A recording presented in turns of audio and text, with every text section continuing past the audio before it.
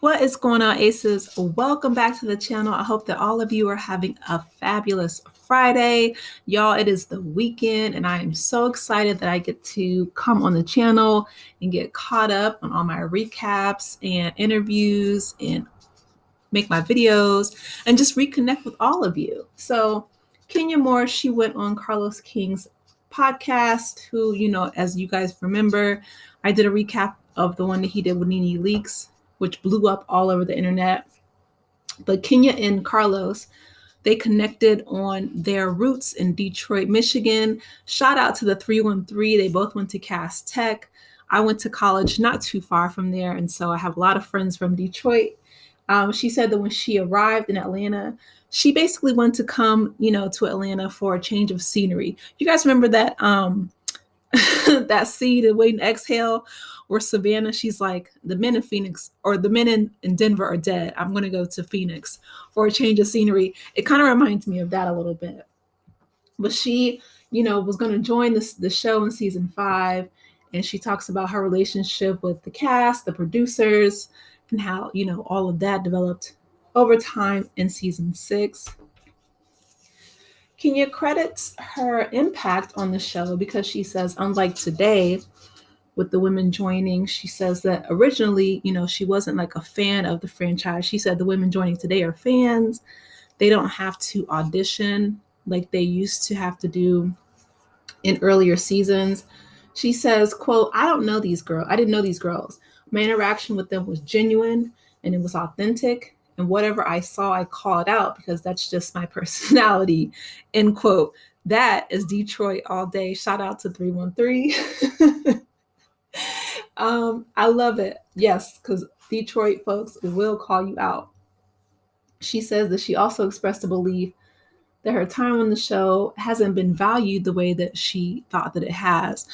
One thing that surprised me about the interview that was a lot different than Carlos's interview with Nene Leakes is they talk about her relationship with her mom, like right off the jump. I mean, it was within the first 5-10 minutes, which I was really surprised about that. Kenya talked about how her mom had her when she was a teenager and how, she looked her dead in her face and was like, I never had a child. I'm going to destroy you. She did everything in her power that she could to destroy her. She said that she was hiding her closet. She was recording, her mom, and that she just wanted that connection with her. She wanted to talk with her. And it was really heartbreaking to hear her, be consistently neglected and abandoned, and just the pain in her voice and what she went through. Not only does it, explain her resilience now, as we see on, RHOA, the Real Housewives of Atlanta, but also just what she overcame. I remember she said that her mom, tried to take her first crown away. Man, I don't know if you guys have ever had a strained relationship with a parent, but it is devastating.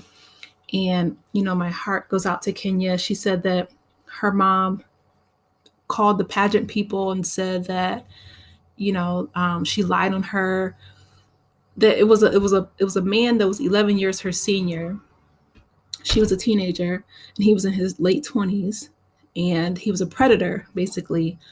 But her mom, for whatever reason, out of resentment or spite, called the pageant people, said that, Kenya was dating an older man, that she's an alcoholic, that she's this, she's that. So she had to go literally on trial with her grandmothers, both maternal and paternal.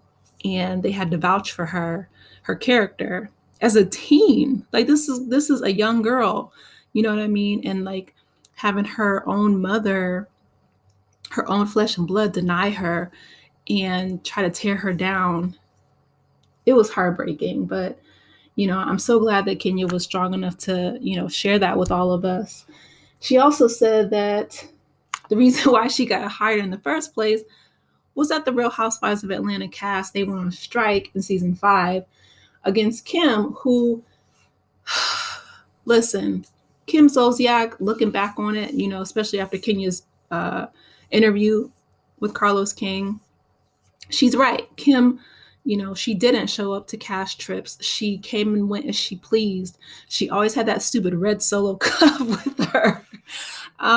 But the fact that, Kim was given preferential treatment, you know, um, to the other girls, and Kim still, after getting all of that spinoffs, all that, I remember that last season she was on Real Housewives of Atlanta with the girls, and she went backstage with Andy Cohen, and she was like, well, I'm the only white woman dumb enough to be around these bunch of black girls. And I mean, just real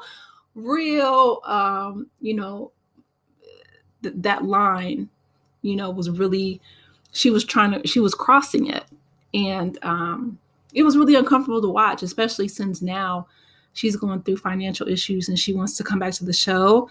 She's not a good fit for the show. She doesn't respect her castmates. She doesn't respect or value the women that were basically propping her up because she wasn't, doing her job. So they cast Porsha and her when Kim decided to walk off, which, again, why was Kim walking off? She didn't do half the work that the other girls did, but that's Kim's MO, which is probably why she's in the situation she's in right now. But she says, Kenya Moore says, you had to earn your right to be a housewife back then. She says girls are getting their contracts before they even meet us now, which is very true. Porsha Stewart, if you guys remember, she was married to Cordell, which was a mess. But, her and Porsha got into it because Porsha said that she was Miss USA.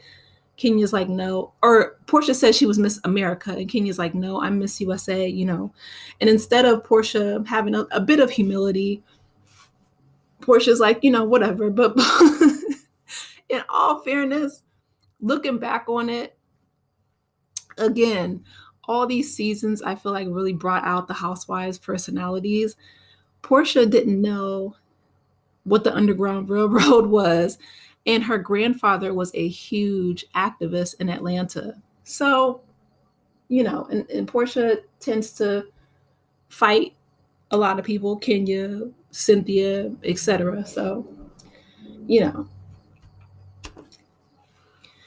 Carlos, asked Kenya about Nene, and she said that yes, she agreed that, that was Real Housewives of Atlanta was the house that Nene built, but it also was foreclosed on. And they both busted out laughing because she's like, Nene didn't, pay the bills. Which is funny. But I think that was a clap back for the shade that, if you guys remember when she was living in that hotel at the time and Nene, came and she was like, ooh, the ghetto, she was like a white refrigerator. Chow. Oh no.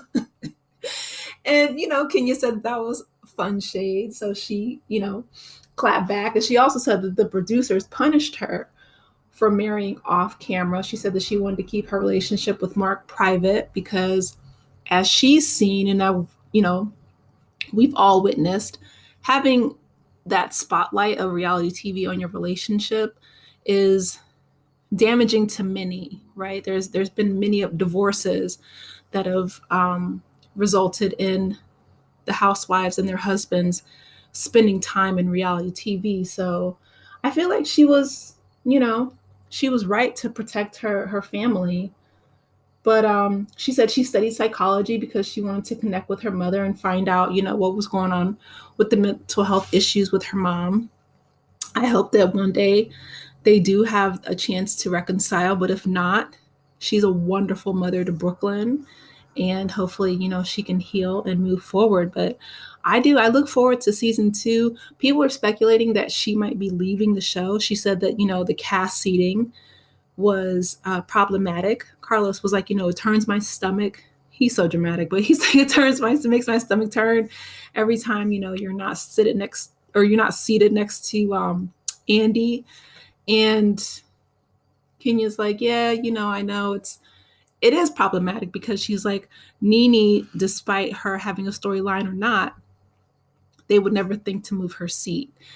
And so we'll see if Kenya continues on the Real Housewives of Atlanta. But I do like his interviews. I think that the one-on-one interviews are very entertaining and insightful. And I look forward to part 2. You guys drop down in the comments. Let me know your thoughts. And I will talk with you later. Take care, Aces. Bye.